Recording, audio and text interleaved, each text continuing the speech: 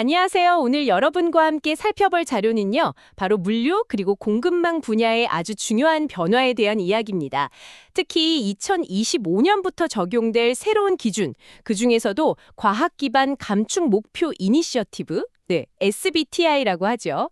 이 기준 변화가 우리 물류업계에 어떤 영향을 줄지, 또 어떻게 대비해야 할지 좀 깊이 파헤쳐 보려고 합니다. 저희가 오늘 참고하는 자료는 물류 운송 탄소 배출량 측정 전문 기업인 글렉, GLEC의 분석 자료인데요. 이 복잡해 보이는 변화의 핵심을 명확히 짚어보고 또 여러분이 미래를 준비하는 데 필요한 통찰력을 얻는 데 도움이 되는 것을 목표로 삼고 있습니다. 자, 그럼 바로 시작해 볼까요? 네, 그럼 바로 본론으로 들어가서요. 2025년에 도대체 어떤 큰 변화가 있길래 이렇게 다들 주목하는 걸까요? 기업 내 제로 표준 버전 2 이게 발표되었다고요? 아, 네, 맞습니다. 2025년 3월에 발표된 이 버전 2는요, 뭐랄까, 정말 게임의 규칙 자체를 바꾼다고 볼 수 있어요. 기존보다 훨씬 더 엄격해졌는데 핵심만 좀 추려보면요. 첫째, 스코프 1하고 스코프 2 있잖아요. 직접 배출이랑 간접 배출. 이거 목표를 이제 따로따로 설정해야 합니다. 예전처럼 그냥 묶어서 하나로 이거 이제 안 통합니다. 둘째는요, 목표 수준 자체가 엄청 높아졌어요. 지구 온도 상승폭을 1.5도로 제한하는 경로, 이것만 인정됩니다. 기존에 있던 2도 시나리오 이런 건 아예 그냥 공식적으로 폐기됐어요. 그리고 셋째, 감축 방식인데요. 2050년까지 넷제로 달성하려면 매년 꾸준히 이렇게 줄여나가는 선형 경로만 인정됩니다. 나중에 가서 확 줄이겠다. 이거 이제 안 된다는 거죠. 한마디로 물류업계에는 더 빨리 그리고 더 깊게 탄소를 줄여라. 이런 강력한 신호라고 봐야 합니다. 와, 기존 자체가 엄청 빡빡해졌네요. 단순히 목표 수치만 올린 게 아니라 어떻게 달성해야 하는지 그 방법까지 딱 정해버린 거군요. 근데 듣기로는 자동차 부문 표준, 이것도 새로 나왔다고 하던데요. 이건 물류 운송 쪽에는 직접적인 영향이 클 것 같아요. 네, 맞습니다. 그게 2025년 6월에 공개됐는데요. 이게 연간 1만 대 이상 생산하는 자동차 제조사들을 대상으로 하긴 하지만 그 파급 효과는 물류업계에 바로 옵니다. 왜냐하면 저배출 차량, 그러니까 전기차나 수소차 같은 친환경차 판매 비중을 의무적으로 공개하도록 하고요.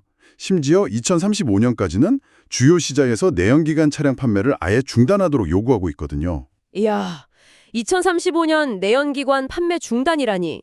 그렇죠. 그러니까 물류회사들 입장에서는요, 전기트럭이나 수소트럭 도입, 이걸 더는 미룰 수가 없는 상황이 되는 거죠. 아주 강력한 압박입니다. 당연히 충전소나 수소 충전소 같은 인프라 투자도 확 늘어야 할 거고요. 차량의 총소해 비용, TCO라고 하죠. 이것도 완전히 다시 계산해야 할 겁니다. 그렇군요. 차량 전환에 대한 압박이 정말 거세지는군요. 그리고 또 하나, 스코프 3 있지 않습니까? 그러니까 공급망 전체의 탄소 배출 관리. 이게 훨씬 더 중요해진다는 이야기가 많더라고요. 이건 구체적으로 어떻게 달라지는 건가요? 뭐랄까, 우리 회사 문 밖에서 일어나는 일까지 다 책임져야 한다. 약간 이런 느낌인가요? 네, 정확히 보셨습니다. 스코프3가 이제는 변두리가 아니라 완전 핵심 관리 대상이 됐어요. 기존에는 우리 회사랑 연결된 그 전체 가치 사슬에서 나오는 배출량 중에 한 6, 7% 정도만 관리 목표에 넣으면 됐거든요. 근데 2025년부터는 이게 무려 90%까지 커버해야 합니다. 90%요. 90%요? 와. 네, 사실상 우리 회사 활동과 관련된 거의 모든 외부 활동의 탄소 배출을 다 측정하고 관리해야 한다는 뜻이죠. 원자재 가져오는 것부터 고객한테 물건 가는 거, 심지어 폐기까지요. 우리 회사가 직접 컨트롤 안 하는 영역까지 말입니다. 그리고 목표 설정 방식도 더 까다로워졌어요. 예전에는 생산량 같은 거 대비해서 배출량을 줄이는 집약도 기준도 좀 인정해줬거든요. 근데 이제는 그런 거 안 되고 오직 배출량 총량 자체를 줄이는, 그러니까 절대량 감축 목표만 인정됩니다. 효율 좀 높이는 거로는 부족하다는 거죠. 그리고 이게 아마 가장 큰 변화일 수 있는데 공급업체들 있잖아요. 우리 협력사들. 이 협력사들이 감축 활동에 참여하는 게 예전에는 그냥 권장사항 정도였어요. 근데 이게 이제는 의무사항으로 바뀌었습니다. 의무요? 네, 의무요. 그러니까 이제 협력사들이 같이 안 해주면 우리 회사 혼자서는 SBTI 목표 달성 자체가 불가능해진다는 의미입니다. 그리고 검증 주기도요. 5년에서 3년으로 짧아졌어요. 더 자주 이제 점검을 받아야 하는 거죠. 와, 90% 커버에 절대량 감축만 인정되고 협력사 참여는 의무화되고 검증도 더 자주 받아야 하고 야, 스코프3 관리가 진짜 보통 일이 아니게 되었네요. 그럼 물류업계 입장에서 보면 특히 어떤 스코프3 활동에 좀 더 집중해서 봐야 할까요? 자료에서 좀 짚어주는 카테고리 같은 게 있나요? 네, 물류업계랑 아주 직접적으로 관련된 두 가지 카테고리를 딱 강조하고 있습니다. 첫 번째가 카테고리 4, 상류 운송 및 유통입니다. 이게 뭐냐면 원자재나 부품 같은 게 공급업체에서 우리 회사 시설로 들어오는 그 모든 운송 과정을 말하는 거예요. 아, 그러니까 원료나 부품 들여오는 거요? 네, 맞습니다. 이걸 제대로 관리하려면 당연히 얼마나 멀리서 오는지, 운송 거리, 뭘 타고 오는지, 수단, 트럭이냐, 배냐, 기차냐, 화물 무게는 얼마인지 이런 정확한 데이터가 꼭 필요하죠. 이걸 줄이려면 어떻게 해야 하냐? 가까운 데서 원자재를 사오거나 아니면 탄소 배출이 좀 적은 철도나 해운 운송 비중을 늘리거나 여러 공급업체 물량을 좀 모아서 한 번에 운송하거나 이런 방법들이 있겠죠. 그리고 두 번째는 카테고리 9, 하류 운송 및 유통입니다. 이건 반대로 우리 회사에서 만든 제품을 최종 소비자에게 갖다주는 모든 배송 과정을 다 포함하는 겁니다. 특히 요즘 많이 얘기하는 그 라스트 마일, 도시 내 마지막 배송 단계, 이 효율화가 아주 중요해지죠. 아, 라스트 마일 배송이요? 네, 전략으로는 전기 배송 트럭을 도입한다거나 물류 거점을 도심 외곽 말고 좀 더 안쪽에 둔다거나 아니면 중간 창고 거치지 않고 고객한테 바로 배송하는 직배송을 늘린다거나 이런 것들이 효과적일 수 있습니다.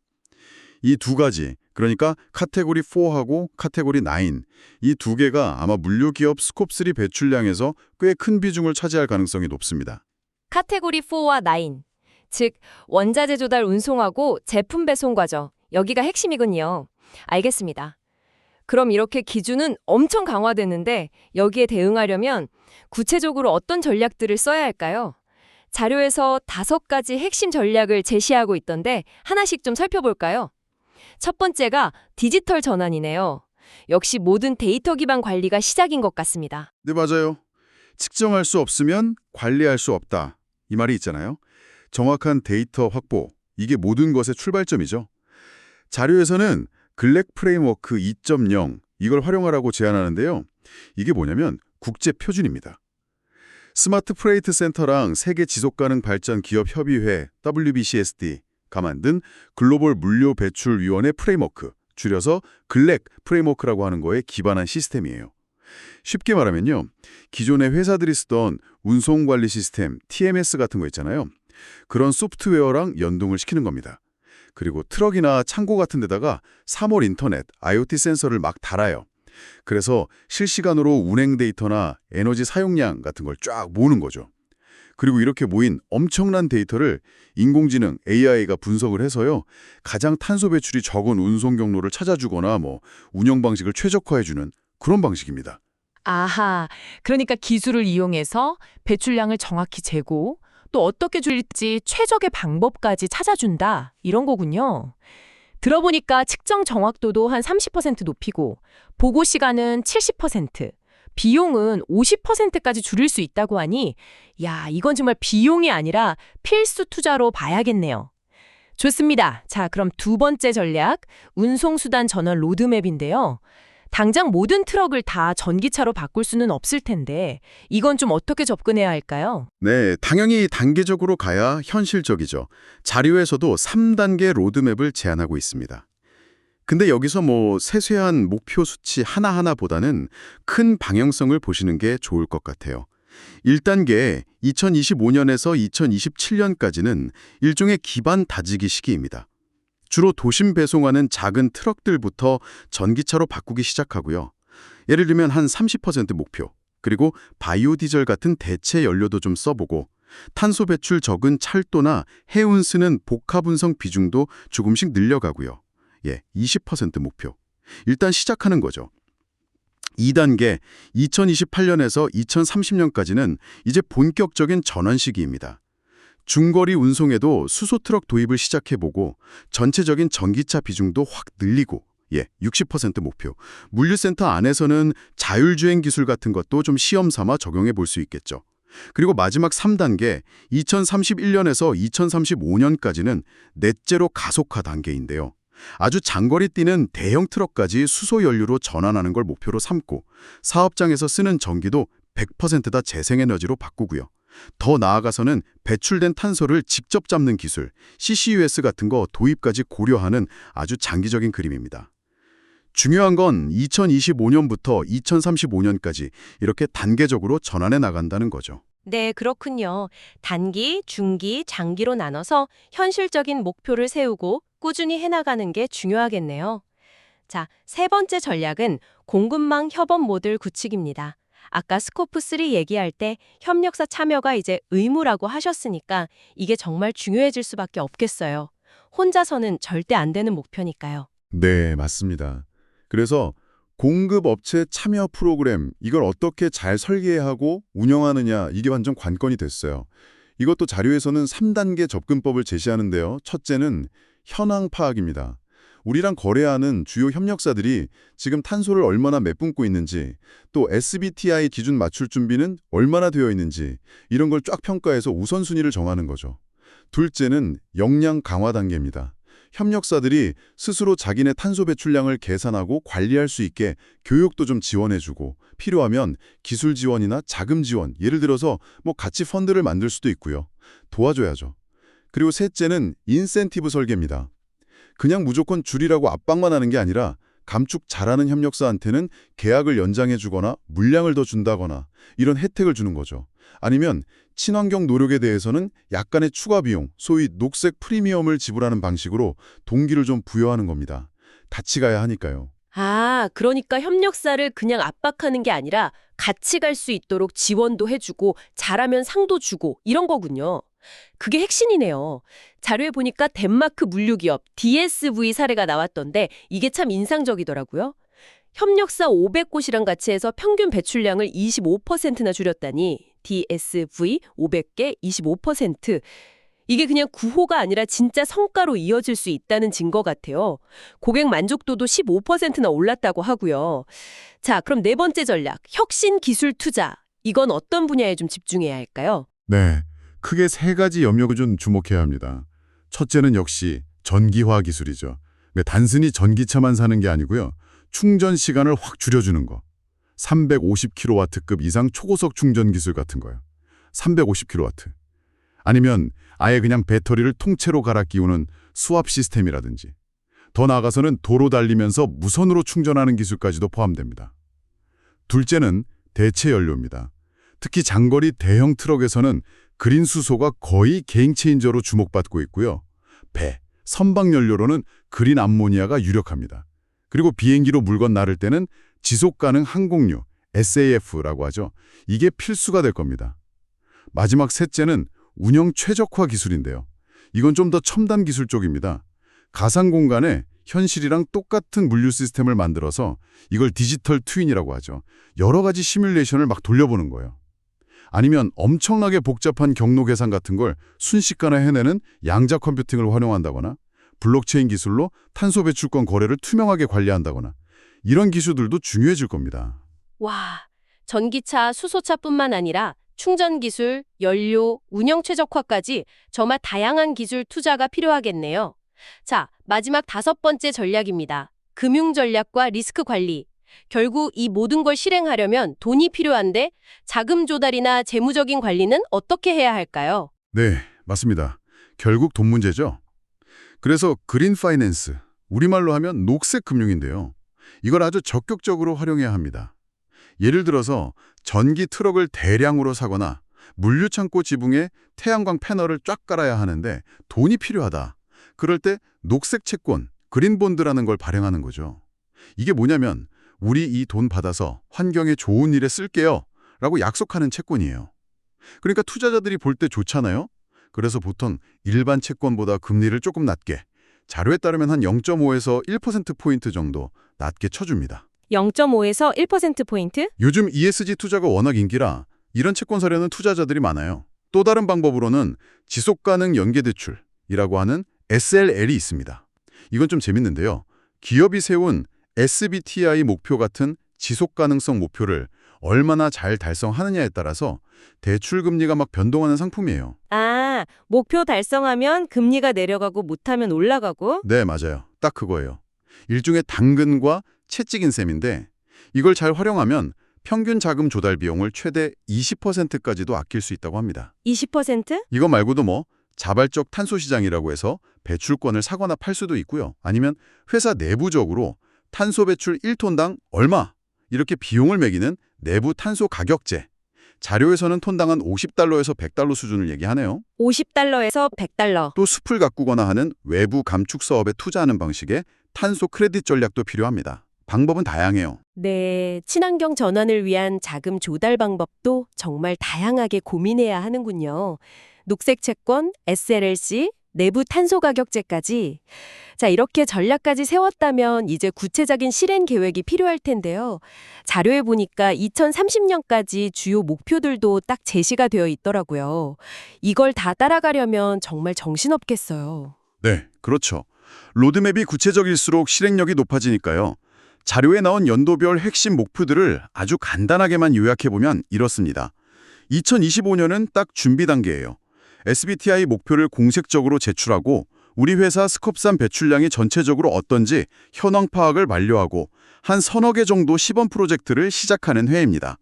그리고 2027년쯤 되면 실제 배출량을 한 20% 정도는 감축하고 20% 앞에서 말한 디지털 측정 플랫폼을 전면적으로 도입하는 약간 중간 점검 같은 시점으로 볼 수 있습니다.